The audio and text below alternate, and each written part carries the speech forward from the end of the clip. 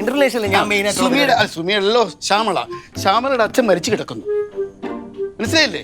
അപ്പൊ നീ വന്ന് ആശ്വസിപ്പിക്കുന്നു. അത് ഇടവേളയ്ക്ക് ശേഷമല്ല, അത് പിന്നെ അത് നോക്കിയാ മതി. ഇപ്പൊ ഇത് വേണ്ട. മക്കളും കൊച്ചുമക്കളും ഉണ്ട്. ഇതെന്താടാ വില്ലൻ പറഞ്ഞ വില്ലന് വെട്ടോത്തി കൊണ്ട് വില്ലൻ വെട്ടോത്തി കിട്ടിയില്ല. എടാ, മരിച്ച വീട്ടിൽ ആരെങ്കിലും വെട്ടുകത്തി കൊണ്ട് കയറി വരുവോ? ഇതൊരു മരിച്ച വീടാണ്. കൊണ്ടല്ലേ വരാനുള്ളത്. ഇത് കള. എന്നിട്ട് സങ്കടപ്പെട്ട് അറിയാമെങ്കിൽ മാത്രം സങ്കടപ്പെട്ട് അങ്ങോട്ട് മാറുന്ന ഇന്നത് കാണിച്ചു. നീ ഇതെവിടാ നോക്കുന്നേ? തലയിൽ നോക്കണം. തല അവിടെ അല്ലടാ, ഇവിടെ നോക്കടാ. അവിടെ നീ എവിടെ നോക്കുന്നത്? തലയിൽ. ആ തലയല്ലടാ, മരിച്ച തല നോക്കടാ.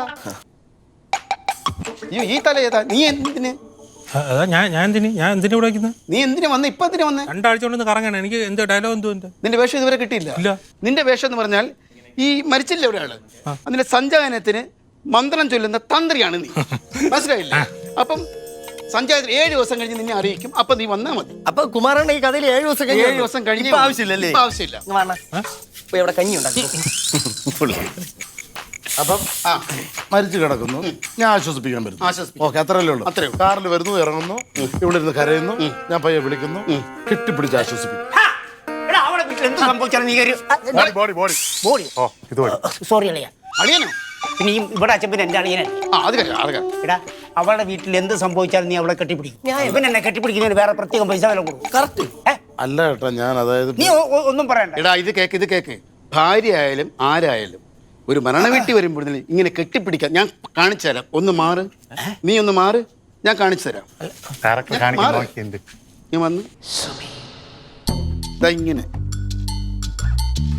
ഇങ്ങനെ ഇത്രയും മതി. ഈ ഒറ്റടുത്തിനാണ് ഈ പിള്ളേരെ പഠിപ്പിക്കുന്നത്. ഇനി ഏരിയയിൽ കണ്ടോളൂ പോ. പിന്നെ ഒരു കാര്യം, ഞാൻ വരുമ്പോ എല്ലാരും ഡയലോഗ് കാണാൻ പഠിച്ചിരിക്കണം.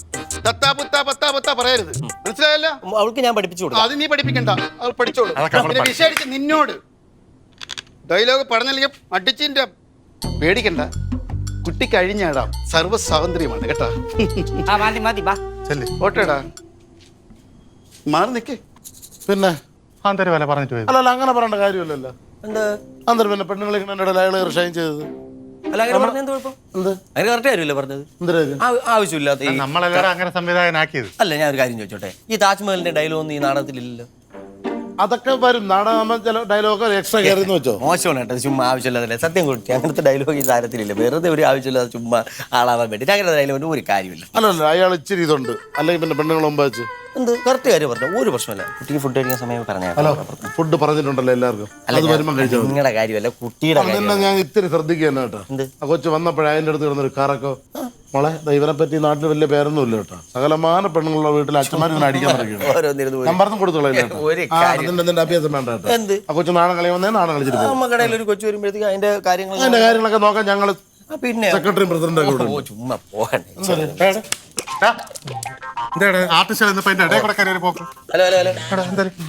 നിന്നൊരു പണി ഇവിടെ ഏൽപ്പിച്ചിട്ടില്ലേ? അതിന്റെ ഇടയിൽ ഇപ്പൊ വെള്ളം കൊണ്ടു കൊടുക്കായിരുന്നു. കുട്ടി ചോദിച്ചാൽ വെള്ളം ചോദിച്ചാൽ വെള്ളം കൊടുത്തത് അതുകൊണ്ട് വെറുതെ സ്വഭാവം മാറ്റല്ലേ, മര്യാദ ഇരിക്കണം. ഇവിടെ ഏൽപ്പിച്ച കാര്യങ്ങൾ മാത്രം ചെയ്തേ. കൊച്ചിന്റെ കാര്യങ്ങൾ നോക്കി ഇവിടെ ആളുണ്ട് കേട്ടാ. അതിന്റെ ഇടയിൽ